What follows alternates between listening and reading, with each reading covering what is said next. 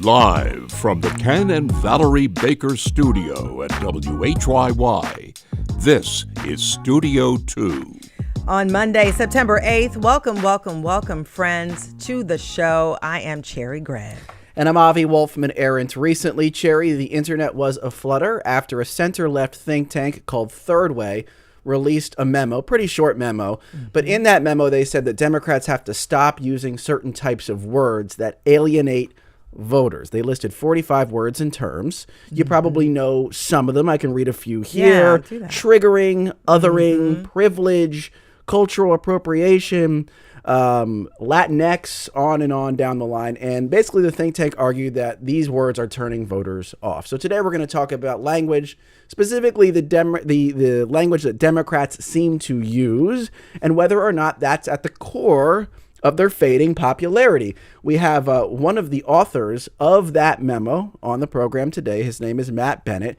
We're also going to talk with a Democrat who has to make stuff happen every day as a Democrat, Sarah McBride, Congresswoman representing the great state of Delaware. So both of those guests lined up. We want to hear from you. Do you think Democrats should stop using woke words? And by the way, what words drive you crazy? I've got a couple. Call 888-477-9499. Email studio2@whyy.org. If you're on YouTube or Facebook, hello. Drop a comment in the chat. And Avi, I will say I was a reporter in Philly for well over a decade. And, you know, I covered a lot of activism, civil rights issues, mass incarceration. And I remember, you know, early in my beat coverage, I used to get gentle, sometimes nasty calls or emails from activists complaining about the language I used in my stories. And I thought about, there was a time when some of these words you just mentioned were not part of regular conversation. So I look forward to hearing from our callers. You know, if you have stories, if you have words, it's just every time you hear it, you know, you just want to roll your eyes like you're 12 years old. We'd love to hear from you. 888-477-9499. The email is studio2@whyy.org. But I have so many questions for our guests today. And if you're one of those activists who yelled at Cherry in the past, give us a call. Dredging up stuff. But we have our trio of news stories. Yes, start us off. Yeah, a little bit of breaking news straight from my inbox. Pennsylvania Governor Josh Shapiro has approved SEPTA's use of future capital dollars for that transit agency so that it can fill its funding hole over the next couple of years. According to a statement from the governor's office, Shapiro has directed the Secretary of PennDOT to use up to $394 million and capital assistance funding to pay for SEPTA's daily operations. This comes after a judge reversed SEPTA's across-the-board 20% service cuts. If you remember, that came in late last week.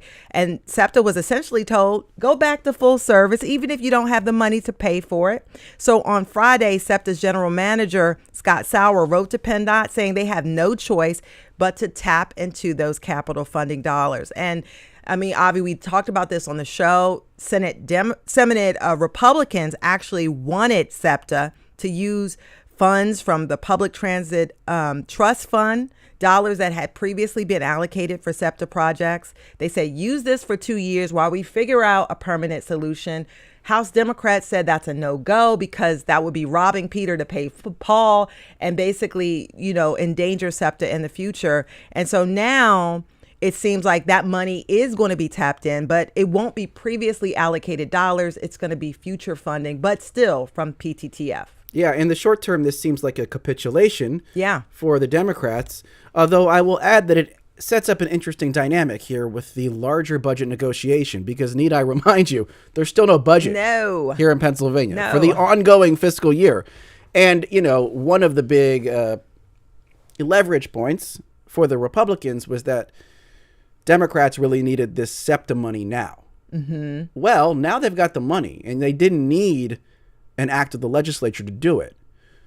Republicans, they still need a budget. Yeah. Their constituents rely heavily on state money. Yep. And so this, I think, evens it out. And the question going forward is, will Democrats get some of the backfilled transit funding in this current budget? Now, can they hold the line longer than Republicans want to hold the line? Yeah. Because their emergency, their fire has now been put out today. theoretically. Yeah. Of course, Democratic constituencies rely on the state budget too, but it does potentially even things up a bit here. And folks, reminder, we still don't have a budget. 10 weeks, no budget. Story number 2, Trump border czar Tom Homan told CNN yesterday to, quote, expect action in sanctuary cities. Another threat that the administration wants to ramp up immigration enforcement. Most of the focus is on Chicago right now, where there's the specter of National Guard deployment. Philadelphia is on the administration's list of so-called sanctuary cities, but the city has not really been singled out in any comments recently by the administration. So we are in the same holding pattern we've been in for a while, wondering if Philadelphia is going to be targeted by federal authorities. Yeah, and people have been calling, some advocates have been calling on the Parker administration to be more vocal about this issue. She's avoided using the term, our mayor has avoided using the term sanctuary city. But, we've seen, ICE sort of ramping up. There have been mass raids at a Hyundai plant construction site in Georgia. Hundreds, mostly Koreans, were taken into custody. Another ICE raid in New York, scores taken into custody. And now we're seeing Boston and other cities sort of having this battle, and Philadelphia kind of silent. So we'll see all of this as ICE is ramping up hiring. 10,000 new ICE agents, supposedly going to be, suited up by the end of the year. So there's a lot of talk, and I feel like we're going to be talking about this for quite some time. Yeah, we will. We'll keep our eyes open. Yeah. Third story, a big one that blew up over the weekend. I don't know if you saw this. It was a video. How did you miss it? You couldn't have missed it. You could not have missed it. No, a video of a woman confronting a dad and his son over a home run ball at a Marlins-Phillies game in Florida that took place on Friday. And if you haven't seen the video, it shows a man running a few seats over to grab a home run ball. Several people were reaching for it, but he gets it. He runs back to his seat to drop it into his son's glove. Then a woman comes over. They're calling her Phillies Karen. And you know what Karen stands for. And she's been she's seen getting into this man's face, yelling and pointing until the man takes the ball from his son's glove and hands it to the woman. That man is New Jersey native Drew Feltwell, who had run to get the ball as a birthday week celebration gift for his son Lincoln. Here's what Drew had to say about why he relented and ultimately gave the ball to that woman. I'm literally leaning back as she's in my face, yelling and yelling and yelling. And I pretty much just wanted her to go away. And because I had a fork in the road, either, do something I was probably going to regret or be dad and show him how to de-escalate the situation. I think he made the right decision, by the way. Lincoln got hooked up with a bag of swag for Marlins. From the Marlins. He also got to meet Philly center fielder Harrison Bader. So, it's a pretty good birthday week for Lincoln. Oh, yeah. It's much better than a ball. Yeah, but this has sparked so much discussion. Some people were on the Karen side, Philly's Karen, who has not yet been identified. We don't know who she is. But then some people were on the dad. I have no take. You may have a take. You have no take? Zero take? That's impossible with this. You know what? My issue is, how things get blown up because of video. Like, this would not have been a big deal, but it went viral. I am not kidding. I happen to be watching the intro segment of The View today, and this was one of their top stories. It's crazy. It's crazy. So, look. I love Avi's takes, by the way. I'm paying attention. I'm looking. Okay. Go ahead. Okay. Give it to me. So Philly's Karen was in the wrong here because the etiquette is the ball is loose. Anyone can go for it. And whoever grabs it gets it. Don't hurt anyone. That's the etiquette on the field. Don't trample anyone. But it's not like because the ball landed closer to your seat than the other guy's seat that you get first dibs to the ball. That's just not how it works. That's not how it works, Karen. That said, I have found myself more and more, in a weird way, rooting for Philly's Karen. Really? Because we know how this works. Mm-hmm. Someone gets scapegoated by the internet, and within hours, they find out who the person is. The person gets disciplined by their job, blah, blah, blah, blah, blah. No one escapes the internet. And yet somehow, Philly's Karen is still on We the don't know who run. she is. She's still out there. They don't know who she She's is. on the run? It's a little bit like rooting for DB Cooper, you know? Like, I don't condone hijacking an airplane, but it's kind of amazing that no one ever found out who he was. And I'm kind of at this point hoping that we never find out who Philly's Karen is, because we don't know why she did it, right? She's on the internet lamb. I love it. She might be a jerk. She might be a jerk. I acknowledge that. Or she might not know the etiquette, or she might have been having a bad day, or she might have been confused. And it would be kind of nice for someone to do something stupid that was caught on video and just get away with it one time. So you're like, run, Karen, run. Run, Karen, run. I don't know. That take definitely shocked me. I was not expecting you to say that. I'm not like in favor of what she did. I just like the internet mob always wins, and I just want them to take an L for once. For once, take the L. Run, Karen, run. And the kid got everything he wanted and more. He did. So no one got hurt. Win-win.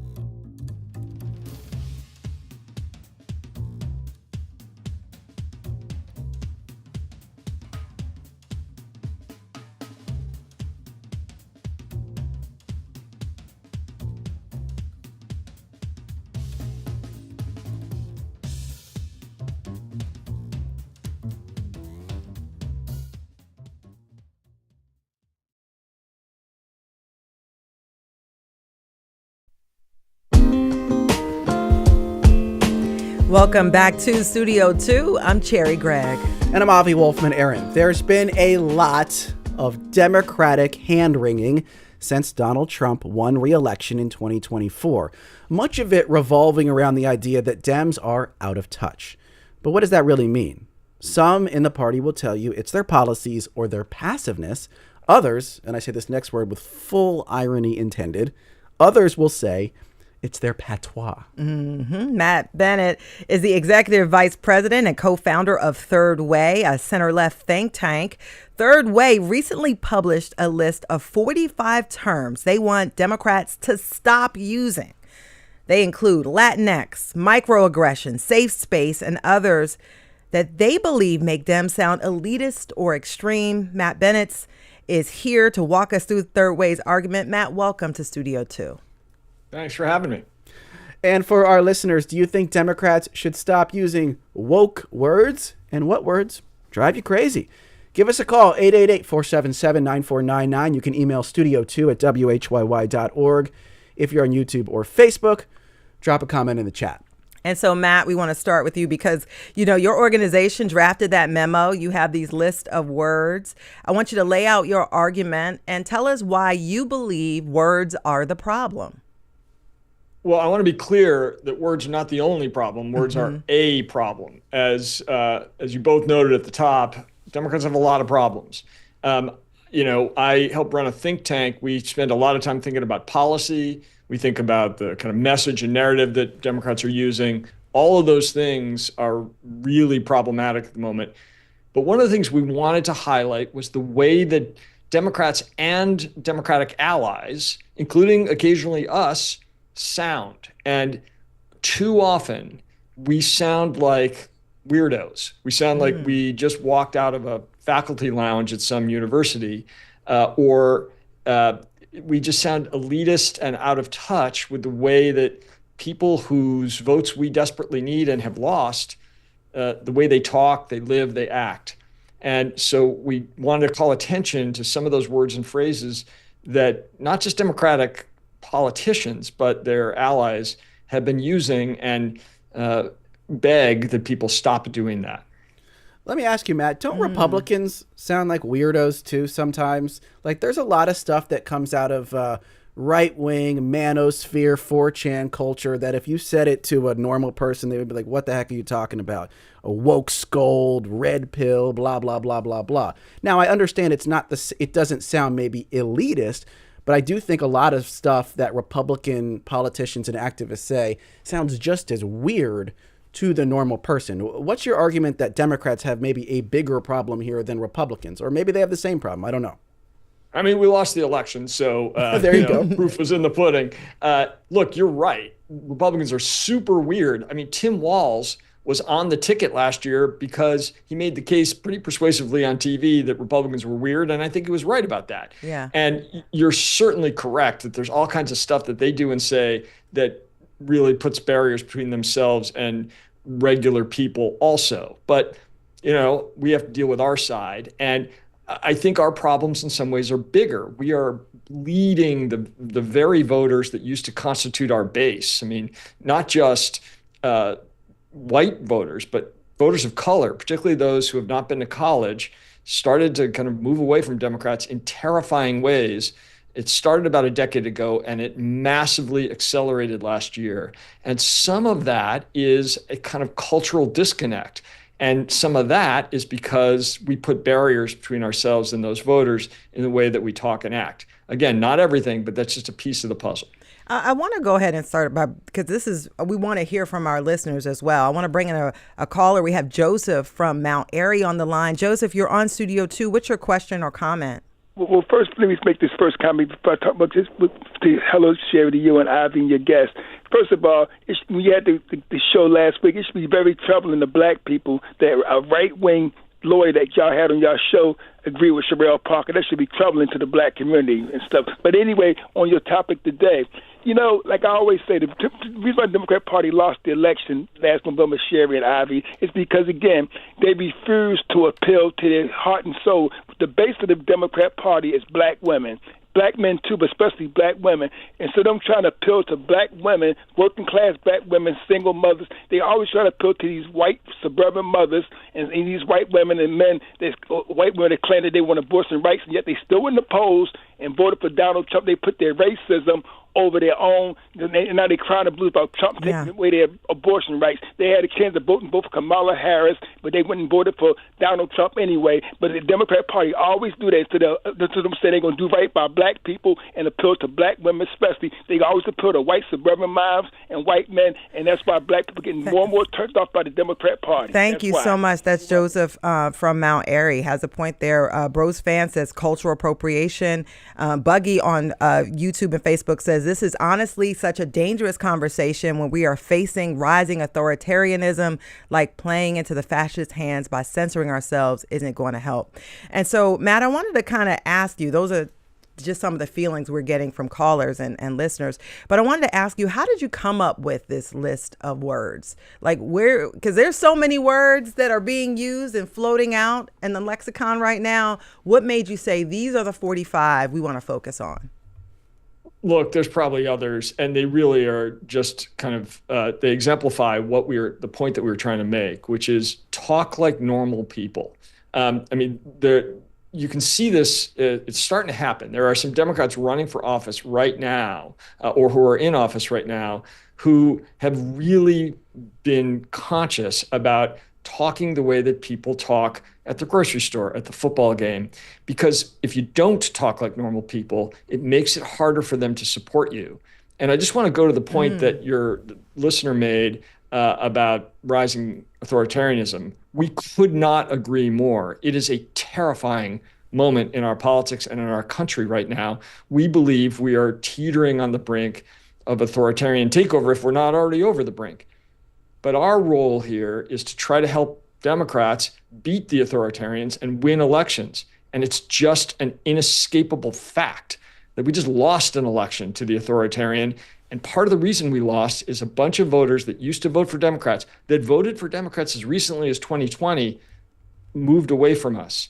And all the data that we have, focus groups that we've watched, dozens and dozens of them, all the public opinion data that we've gathered over 20 years of doing this work, leads us to believe that part of that problem is this cultural disconnect, and part of that problem is about language. Yeah. Well, can you drill a little deeper with that? Because this is I think, inherently pretty squishy thing. It's hard to isolate that these particular words or some set of words is what's driving a voter away from a particular party. You're saying it's based on focus groups. And I think even in your memo, you said it's not like there's like a single data point we could produce here to prove the thesis. But let's try to prove it, I guess.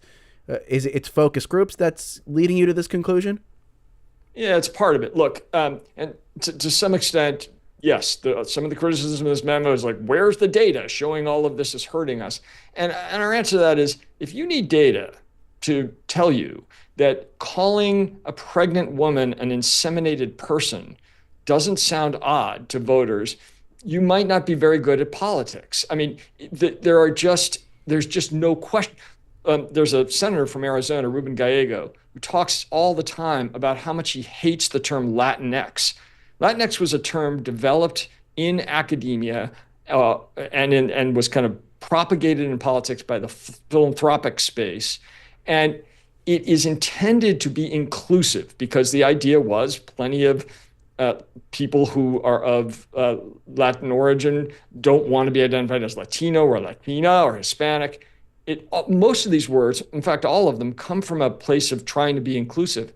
But the result has been that they just sound exclusive because they are created by people in elite circles talking to other people in elite circles. But does this come down to, Matt, essentially like a gut feel thing? Because you said, like, you gave an example and you're just like, look, this doesn't sound normal.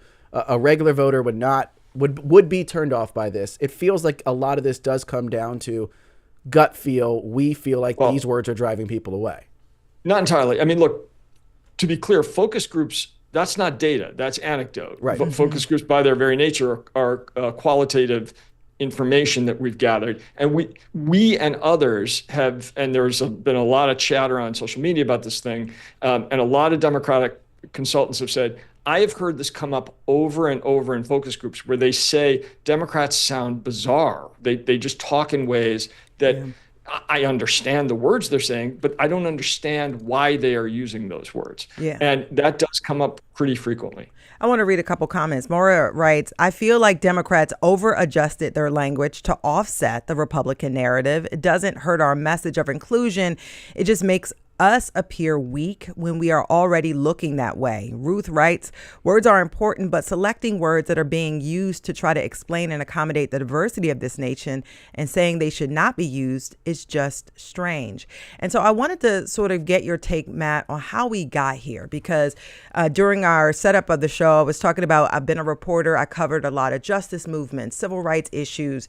And I remember a time in covering things where a lot of these words you're talking about were not included in the narrative. So how did we get to this space where, this language has injected itself into what I think you guys are, it's like a liberal speak? Yeah, it's a great question, Jerry. Look, I think what happened was, and this was part of a broader cultural movement in the United States, much of which was incredibly important and good. And a lot of it was accelerated in the aftermath of the George Floyd murder, when people kind of woke up to institutional racism and to a whole host of ills in our society and our culture and our economy that we've been facing for a long time. And part of that awakening, that's where the word woke comes from. I would argue, as a person of left, that most of that was incredibly important and very, very positive for our politics and for our culture. But one of the things that began to happen was language started to change, and it was born out of academia. The words on our list, not all of them, but many of them, come from college campuses.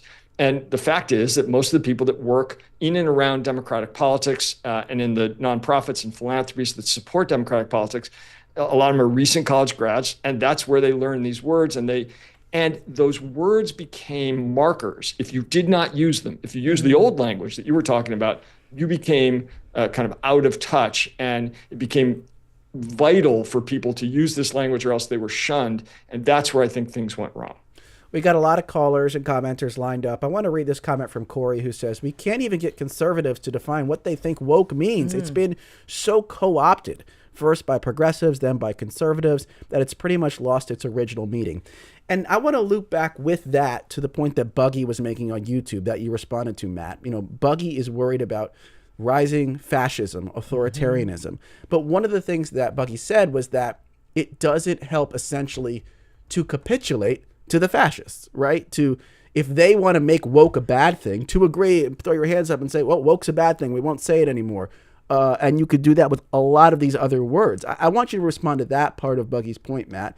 That it might not be the words so much as apologizing for using the words. I don't think anybody should apologize for using the words. I just don't think they should use the words.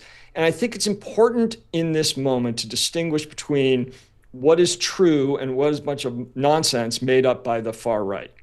There's a guy named Roy Teixeira who writes about this, and he calls it the Fox News fallacy. And what he means is that not everything on Fox News is made up nonsense.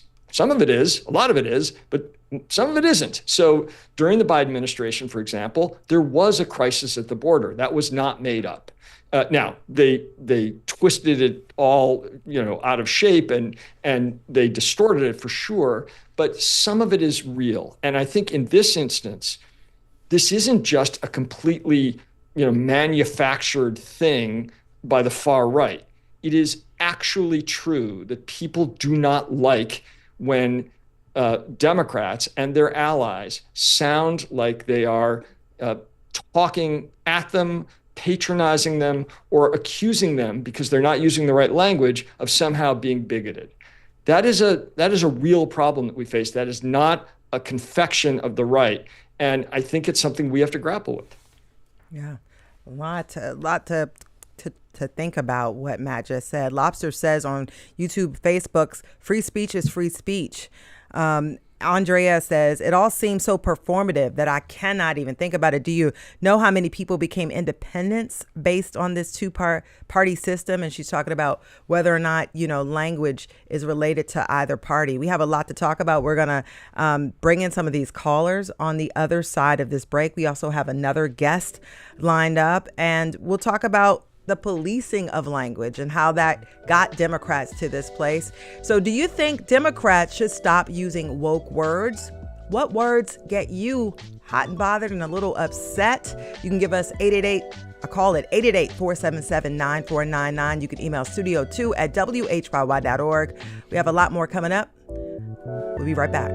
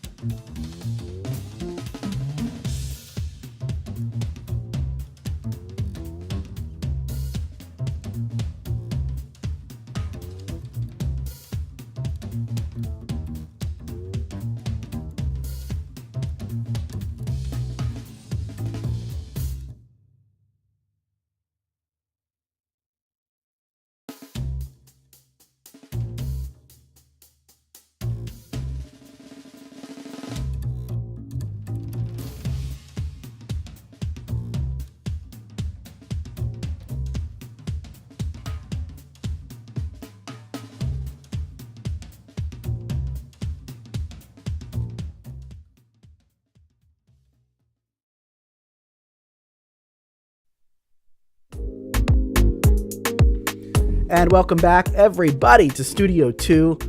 I'm Avi Wolfman-Arent. And I'm Cherry Gregg. We are talking about a memo from the center-left think tank Third Way asking Democrats to ditch what some people label woke language. Words like cultural appropriation, birthing person, triggering, food insecurity.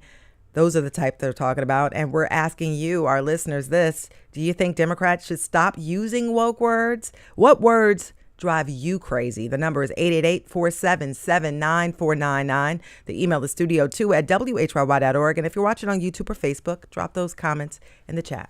Let's bring in a caller real quick before we get to our next guest. Deborah from Wynwood is on the line. Deborah, you're on Studio 2. What's your question or comment? Hi, I love your show. Thanks, Deborah. I think we do need to. I love your show. I think we need to scrap those words, not that I don't support them. We need to skew to the middle so that we can get the very tiny minority that will actually sway an election. The left has nowhere to go. They're not going to vote for the Republicans.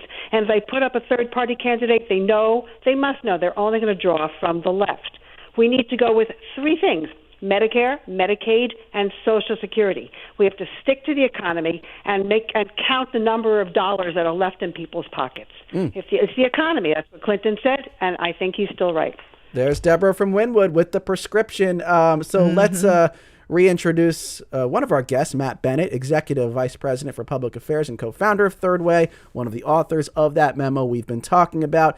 And let me now introduce our second guest, Congresswoman Sarah McBride, a Democrat who represents the first state, the great state of Delaware. Congresswoman McBride, thanks for being here. Thanks for having me.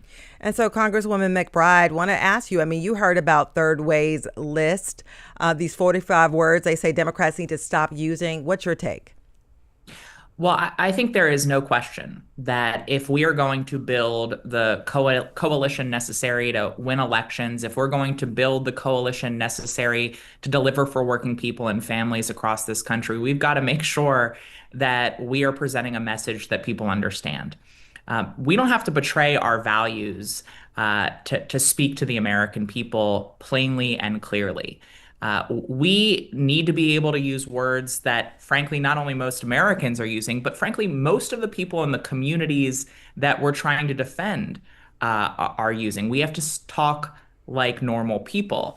And most people, when they're talking, as Governor Andy Beshear says, about addiction, they're not talking about substance use disorder. They're talking about addiction. Most trans people I know don't use a lot of the words that you see on Blue Sky or X or sometimes from some of the advocacy groups. And so I think if we're going to be strong and good and clear communicators, we've got to be accessible. That is a progressive value. That is a democratic value. And when you use words that people don't understand, it shuts down conversation, and it doesn't achieve the end goal of actually convincing people of the rightness of our cause or welcoming them into our coalition. I'm curious, you mentioned that you see words that trans people wouldn't use from folks online. I don't know if they're activists or whomever. What are some of those words that you're talking about? Look, I think some of those words appear in the document. I, for instance, more often hear well-intended allies use the term birthing person than trans people. Trans people are not a monolith, and they aren't all, getting their master's degree at a institution of higher education. Trans people are working class people. Trans people talk like everyone else. And again, I don't think the proposal put forward by Third Way is calling for us to betray our values. It's calling on us to be more effective in defending and fighting for those values. And my follow-up on that, Congresswoman McBride, is, a lot of folks within the trans community, yourself, has benefited from the more inclusive view of the Democratic Party. What about folks who say, if we go back on the words, if we don't make sure that the language includes everyone, we're giving up this inclusivity, this inclusivity, yes. Sure. And look, I think that there's no question that we should be inclusive and welcoming. But the goal of a political coalition, the goal of social change, is to grow your ranks. And I don't think that we weren't speaking in a way that wasn't inclusive enough before. And we're not in a great place right now. So I think if we want to get to a better place, if we want to truly defend people, we've got to use clearer, more normal language. And I think that at the end of the day, look, we can fight for an ideal. We can want at some point for culture, including language, to change. But you don't get there by just forcing everyone without a conversation. You don't get there by forcing everyone without any explanation to talk exactly like you want to talk. I mean, I think part of the problem in our politics is too often we say, not only do you have to agree with us on every single issue, but then you also have to talk like us on every single issue. I mean, that's going to create a really self-righteous, morally pure club at the gulag we've been all sent off to. Yeah. I mean, Michael and Matt agree with you. Michael says, I've knocked on doors in Philly for multiple elections. I agree. If you use these words talking to an average voter, they will look at you funny. Matt says the Democrats' language sounds like secret words in a club. The Dems can't afford to be a club and hope to govern. So, but, Congresswoman McBride, and I'm sure you know this, like you've used some of these words in the past. Like I was going through your Twitter doing the keyword search. You've used Latinx and housing insecurity and some of the stuff that's on this list. So I am curious if you could revisit your own past use of language. Do you feel like, hey, I was just not aware that these words sounded exclusive? I wasn't thinking about it. Like, how would you go back and analyze your own past use of language? I love that you asked that question. I love that you pointed that out, because one of the things that I've been very clear about is that I'm not innocent in some of the faults that our coalition and our party has made over the last several years. I was in the advocacy world for a while, and I think sometimes, like many Democrats, I fell into the trap of trying to show that I was part of the in-group, was part of the club. And I think that was, at the end of the day, counterproductive to the end goal. It was really when I started running for office and having the privilege of interacting with people that don't just think and live like me, that I really saw how counterproductive it was to speak in a way that most people didn't understand. So it was campaigning that turned on the green light for you in that? Yeah, look, I think one of the problems in our democracy right now is that we increasingly, because of the technology we live on and the mobility of our lives, we are increasingly living amongst people who think and vote like we do. We are increasingly only seeing information from people who agree with us online or in the news. And it creates an echo chamber. And the great blessing of running for office is I am forced out of my comfort zone. I'm forced out of my safe spaces, and I have to interact with people across the state of Delaware and across the country, people who voted for me in the last election and people who didn't vote for me in the last election. And I learned a lot in that experience, serving in the state Senate, running for Congress statewide, serving in Congress. I learned a lot. And one, it changed the way I communicate and talk. It increased for me the importance of being as accessible as possible. But I also think it instilled a deep sense of hope in me, because I realized that when you actually get out there and talk to not just the engaged minority, but the vast majority, you realize that, yes, there are real disagreements, but we aren't as divided as the algorithm suggests. And therefore, the art of persuasion is still possible if we are willing to do the hard work of changing hearts and minds and reaching people and meeting people where they are. And that includes the language and the words we use. Yeah, Rob says many people on the left seem more eager to change language than to challenge the system. In the last 50 years, we've gone from vagrancy to homelessness to unhoused, but the actual problem just seems to get worse. I want to bring in another caller really quickly. We have Brian from Morristown on the line. Brian, what's your question or comment? You're on Studio 2. In terms of comment, what word I'm sick of hearing is the word woke. I know it was just talked about earlier, but I don't know, what does it mean? Where is it in the dictionary? Is it an acronym? Is it spelled out? But again, with all the other words, there's too many words in the English language. Yeah. And all we just do is add more confusion by adding more. And it's getting out of control. And the big problem with the Democrats, they're getting sidetracked, which is what Donald Trump wants. Yeah. They need to focus on the economy. He hasn't done anything about the economy, and the Democrats need to stress that. Thank you. That's Thanks, Brian. Brian from Morristown. And so I think Brian has a point. You know, a lot of language was a big distraction during, this last campaign. And so how do you sort of back out of it? So how do Democrats get to a place where that is not the focus? Do they just stop using the words and just move on? Congresswoman Matt, both of you jump in.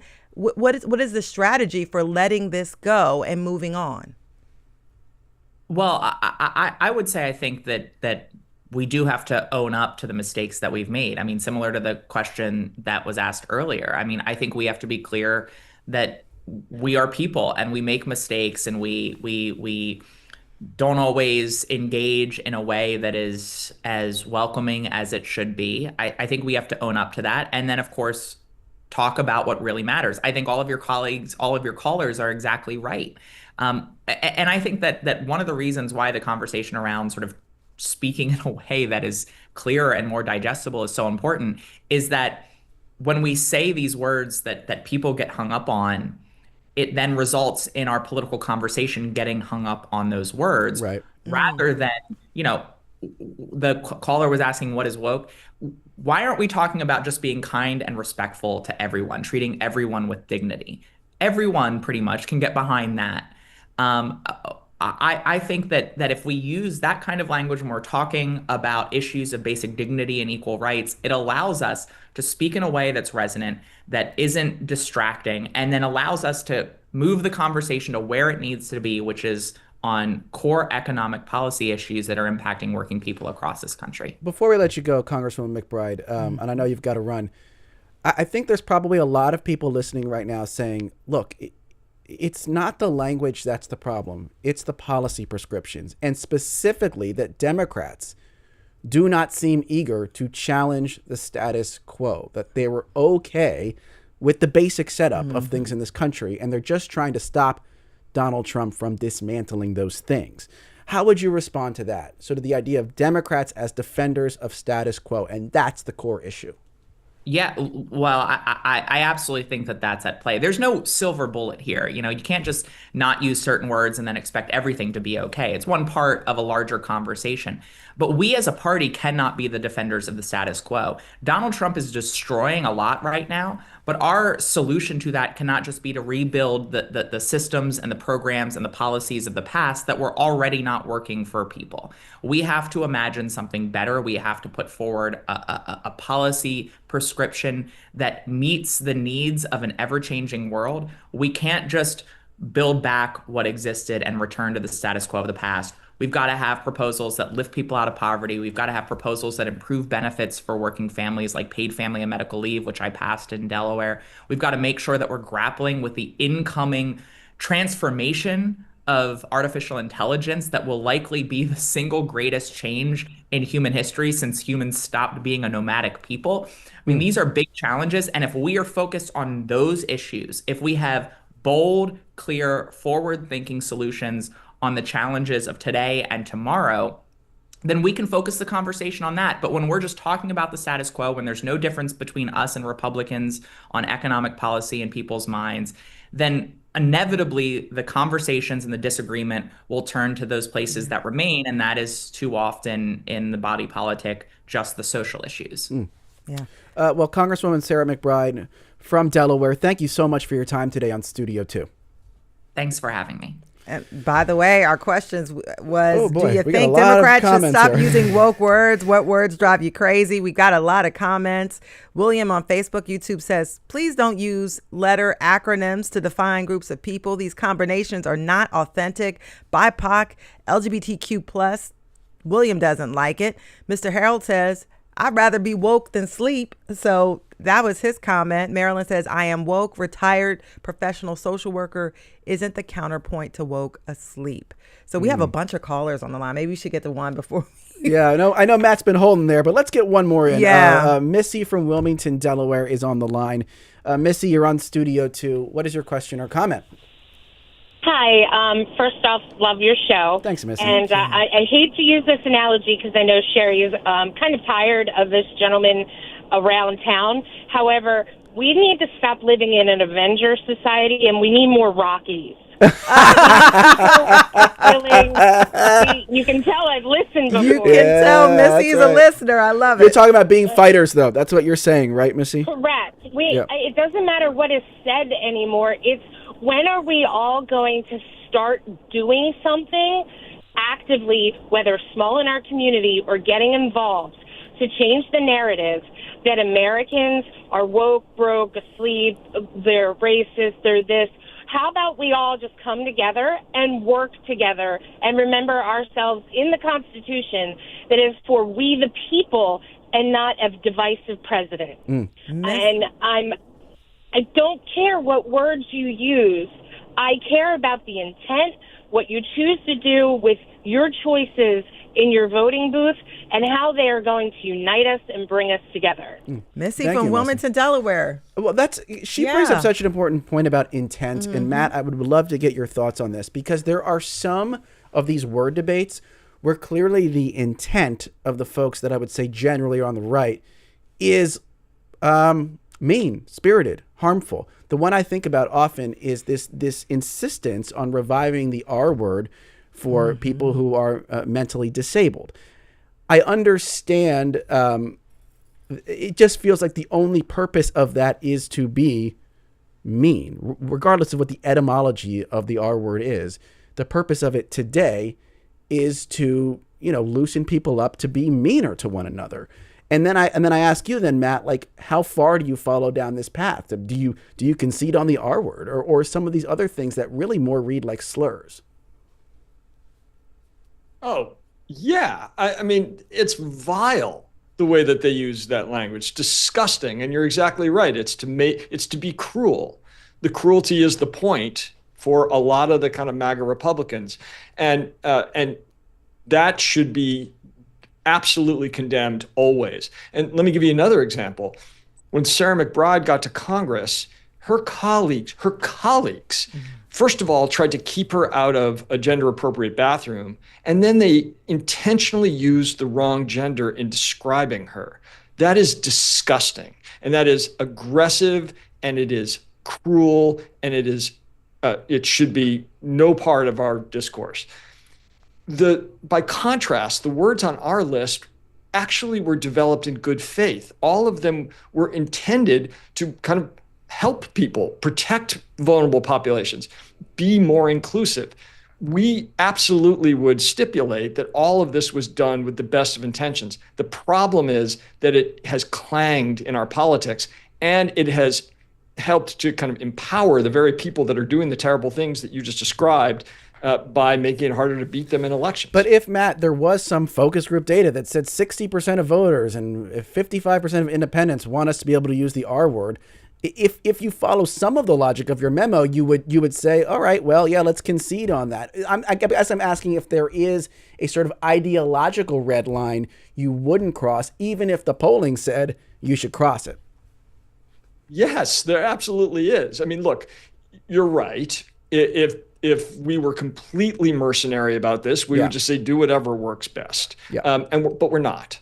What we're saying is don't be cruel. Cruelty should never be part of this. And using words like that and phrases like they used about Sarah McBride is unacceptable always. But just be mindful that the kinds of words on our list, while done in the best of intentions, actually are hurting the very people we're trying to protect. And I thought Sarah was very articulate about this when she was saying, look, let's just be clear. Winning elections is vastly more important to protecting vulnerable populations like the transgender community than the words that we choose. The fact that she is now facing, and she and all other transgender Americans are facing the kinds of just viciousness coming from the president on down, like not allowing them to put their proper gender on their passport, kicking them out of the military. None of that would be happening if we'd won the election last year. And part of the reason we didn't is that we were out of touch with voters. Yeah, I want to read this comment from Kate, who says, so now people can't sound smart. I've talked like an educated person all my life, and I am a blue-collar, hard-working American. I understand that some words, like birthing person, trigger emotions, but saying that speaking properly because you are smart means that someone isn't going to vote for you and isn't normal is silly. Some words trigger people who are hateful. That's not a democratic problem. And so I want to bring in one more caller before, because I know we're getting closer to, maybe we can get two. We have Sue from Philly is on the line. Sue, you're on Studio 2. What's your question or comment? Well, hi there. Yes. Okay, I guess I'm an older gay woman, and I think that Democrats need to smarten up with regard to getting off appealing perpetually to LGBTQ community. And I mean, I'm part of it. But fact of the matter is, I already know that Republicans don't have my back. I've got to be an idiot not to know they don't have my back. Trump has been successful using a fourth grade vernacular to reach his people. The way he speaks, whatever. He just speaks to them. He mentioned once about the space program, the alien, going against the aliens. Well, everybody in a tinfoil hat jumped up behind that. Yeah. They remembered it, and then he moved on to his next prejudice. Yeah. And fact of the matter is, using it in a positive fashion, the Democrats do not have to go out every time they go out and start talking about their inclusiveness with the LGBTQ. Let's talk to the middle class. Mm-hmm. Yeah, and that's Sue from Philly. Talk to the middle class. Thank you, Sue. That's Sue from Philly. And so, Matt, I want to sort of piggyback on what Avi had to say, because how do you come to a place where you get language that is inclusive, that doesn't offend, this big umbrella that Democrats are trying to create, but at the same time, it gets to the point, is simple, can reach everybody regardless of background, and specifically that middle class that Sue was talking about? I really think it's mostly common sense. And you mentioned this earlier, like this isn't language that's been part of the political debate forever. We can kind of go back to the way that we talked 10 years ago and we'll be fine. And look, my new rule for politics is sound like Sarah McBride. If you can sound, you can be smart. Certainly no one's saying don't sound intelligent. You should sound intelligent. Just don't use terms that are kind of exclusive to these spaces on university campuses and elsewhere that don't sound like normal people. So, for example, if you're talking about, don't use incarcerated persons, talk about people in jail. Like that is how normal people talk. If you are a Democrat or a Democratic ally and you're tempted to use words that people in your high school class don't use in their normal lives, maybe find a different phrase, because if you are using those terms, you are making it harder for Democrats to win. And at bottom, that is what this is all about. We have got to be better connected to the voters that have left us. One of your earlier callers made the case correctly that Black women are they're the kind of iron core of the Democratic Party. Thank God, they never leave us. But Black men did start to leave Democrats in 2024, not in huge numbers, but in scary numbers, and Hispanic men in very large numbers. So this isn't just a problem about white voters. This is a problem of voters of color as well, that we have lost touch with them and we've got to get it back. That is Matt Bennett, Executive Vice President for Public Affairs and co-founder of Third Way, helped draft that memo we've been talking about today on the program. Hey, Matt, thanks so much for the time today on Studio 2. Thank you. And let me thank some of the callers we couldn't get to, like Ray and Kenneth and Ken. And let me read in this comment from Gary, interesting one. Gary says, it seems to be all about scripting. We all do it. We talk to our parents and family differently than our friends. I'm a contractor and speak differently with clients than I do with other contractors. No one wants to be talked down to. No, they do not. We had a lot of callers and commenters today. Thank you to everybody who chimed in. Also, as we get ready to wrap up the show, thank you to our producers, Debbie Builder and Andreas Copes. Mike Schiffler is our visual producer. Al Banks and Tina Calicay engineered today's show. Our executive producer is Kevin McCory. From Studio 2 here at WHYY in Philadelphia, I'm Cherry Gregg. And I'm Avi Wolfman Aaron. Wolfman Aaron. We will talk with you tomorrow.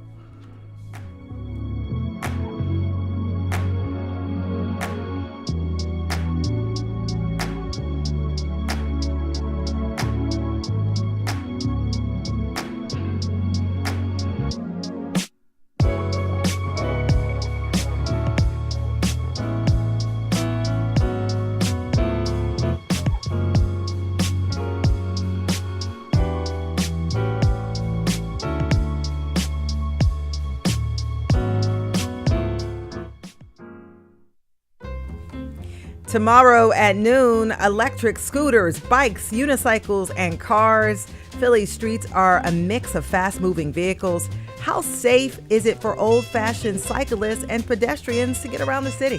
What infrastructure do we need to keep bikes out of danger? Are concrete barriers the right solution? And what's the deal with all these e-bikes? What should we be doing about the e-bikes? To regulate the e-bikes? Helmets at More least. e-bikes? What's going on with the e-bikes? We'll talk about that tomorrow in Studio 2. Coming up next on WHYY.